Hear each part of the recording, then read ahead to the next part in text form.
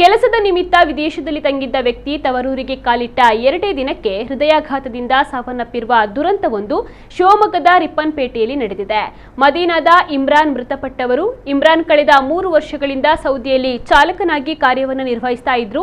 ರಜೆಯಲ್ಲಿ ಊರಿಗೆ ಬಂದಿದ್ದ ಇಮ್ರಾನ್ ರಾತ್ರಿ ವೇಳೆ ಮಕ್ಕಳೊಂದಿಗೆ ಊಟ ಮಾಡಿ ಮಲಗಿದ್ರು. ಮುಂಜಾನೆ ಹೊತ್ತಿಗೆ ತೀವ್ರವಾದ ಎದೆನೋವು ಕಾಣಿಸಿಕೊಂಡಿದ್ದು ಆತಂಕಕ್ಕೊಳಗಾದ ಮನೆಯವರು ಶಿವಮೊಗ್ಗದ ಆಸ್ಪತ್ರೆಗೆ ಆಂಬ್ಯುಲೆನ್ಸ್ ಮೂಲಕ ಕರೆದೊಯ್ಯುವಾಗ ದಾರಿ ಮಧ್ಯೆಯೇ ಇಮ್ರಾನ್ ಅವರು ಪ್ರಾಣವನ್ನ ಕಳೆದುಕೊಂಡಿದ್ದಾರೆ ಎಂದು ತಿಳಿದು ಬಂದಿದೆ. ಇಮ್ರಾನ್ ಹೆಂಡತಿ ಮತ್ತು 3 ಮಕ್ಕಳನ್ನ ಅಗಲಿದ್ದಾರೆ.